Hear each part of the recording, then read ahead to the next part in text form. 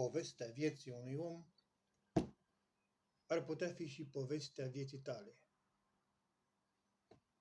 Povestea vieții unui om este o poveste care începe, care are un început, are un sfârșit, dar între început și sfârșit există întotdeauna un cuprins. Cuprinsul acesta ar trebui să te îngrijoreze, pentru că între început și sfârșit este ceea ce ai făcut în cuprinsul vieții tale. Adică cuprinsul vieții tale îți va hotărî sfârșitul. Iar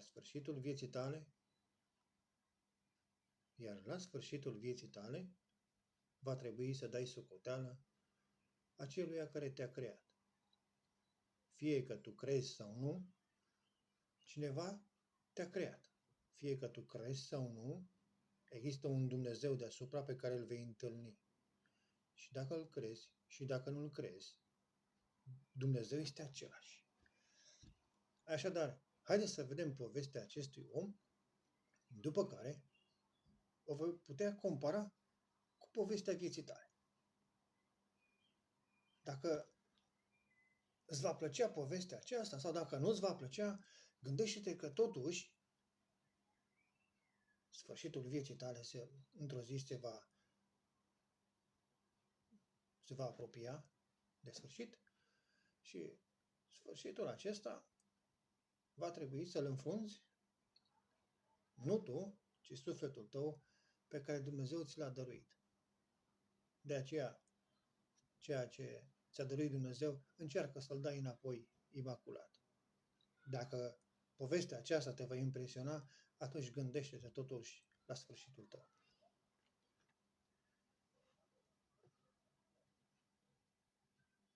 Un om bolnav și chinuit, îngândurat, a povestit către un prieten ce l-avea ce s-a întâmplat în viața sa.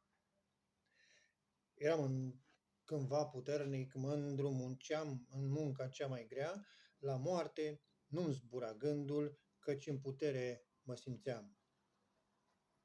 Eram și rău din calea afară, bețiv și foarte păcătos, însă fetița și soția erau în slujba lui Hristos. Eu le priveam cu ură în suflet și le băteam căci eram rău, deși ele aveau dreptate și se ruga la Dumnezeu.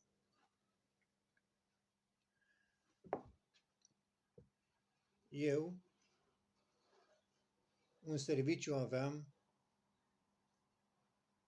a mea viață o făceam și atunci aveam obiceiul de hrană zilnic, nu-mi luam. Și pretindeam de la fetiță să vină zilnic pe la mine, să-mi aducă hrană caldă. Ea mi-aducea cu plăcere. Pe ger, pe ploaie sau pe vânt, fetița hrană mi-aducea cu bucurie oricând mămica ei o trimitea. Parcă o văd cum fericită, cu bucurie, a insistat să-mi spună o mică poezie pe care ea o învăța. Dar eu i-am interzis îndată și chiar răstindu-mă la ea, i-am și trântit o lovitură cu firea mea cea rea. Iar altădată mi-amintesc cum seara la o sărbătoare am stat cam mult să chefuiesc până în zori de ziua mare. În ziua aceea, nedormind, eu la serviciu am plecat, dar și atunci a venit fetița și m-a întrebat: tăticule, mai ai de lucru? Eu hrană iarăși ți-am adus, dar eu făceam mereu pe mutul și nici o vorbă nu i-am spus. Atunci fetița, cu iubire, plângând cu glasul ei duios, s-a așezat chiar lângă mine și mi-a vorbit așa frumos: Tăticule, de ce ești rău? Căci Dumnezeu a făcut omul luat chiar după chipul său. Pe oameni îi iubește Domnul, pe Adam și Eva din iubire i-a spus să stea, i-a pus să stea chiar în Eden ca să-i mărească în fericire cu îngerii în mostolem. Știu eu că Duhul pieirii i-a înșelat pe amândoi și din grădina fericirii i-a scos afară flămânzi și coi. Dar Dumnezeu le-a spus atunci că printr-o jertfă va salva. Jertfa lui Iisus este iertarea, căci ne-a salvat prin jertfa sa. Tăticule iubit, ea spune, de ce nu primești tu pe Iisus, pe Cel ce pentru omenire El jertfă sfântă s-a adus? Dar înfuriat și atunci pe Iisus l-am înjurat, plângând, fetița speriată, strânse totul și a plecat. Și spre casă ea se duse plângând, căci ea pe tatăl său nu a putut să-l salveze din mreaja păcatului cel rău.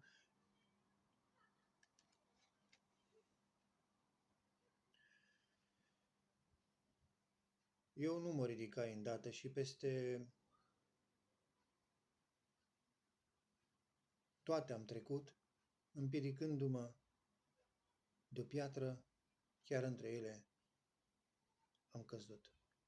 Fetița a privit la mine și văzând tot ce s-a întâmplat, de îndată a început să strige, o, tată, vine trenul, vine trenul. Eu, în momentul plin de spaimă, simți o mână ce m-a prins, pierdeam orice cunoștință că spaima morții m-a cuprins.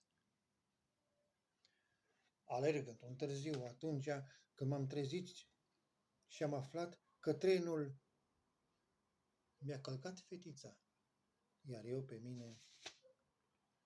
pe mine m-a salvat. Am fost cuprins ca niciodată de un fior de remușcare și mă gândeam la judecată, fiind cuprins de o frică mare. Soția plânge cu suspine, privind la tot ce s-a întâmplat. Ea nu știa decât să plângă și în mână o Biblie mi-a dat. Când am deschis-o, eu plângând, un bilet din ea căzu, l-am ridicat și l-am privit, m-am îngrozit,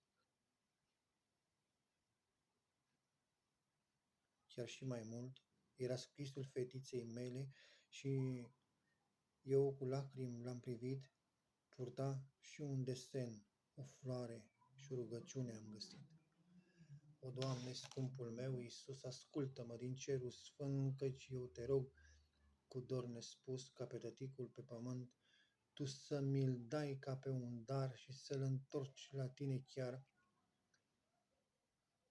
Eu fericită vreau să fiu cu mama, tata și să știu căci dacă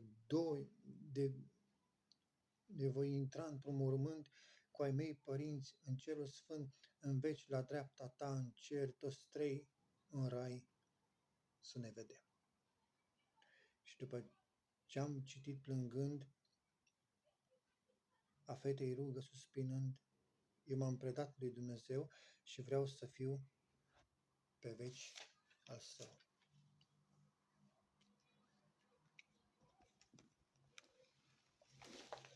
Poate că este o poveste mai de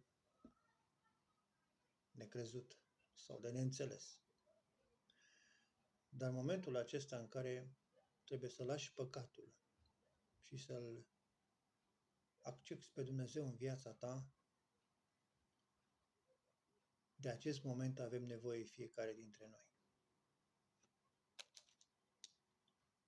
Este nevoie de Dumnezeu în viața noastră. Nu trebuie ca Dumnezeu să meargă până acolo încât să ne preseze atât de mult ca cineva să piară în jurul nostru. Haideți să lăsăm întâietate cuvântului și să nu piară nimeni din jurul nostru, să piară păcatul din viața noastră, acceptându-L pe Hristos ca Domn și Mântuitor personal. Amin.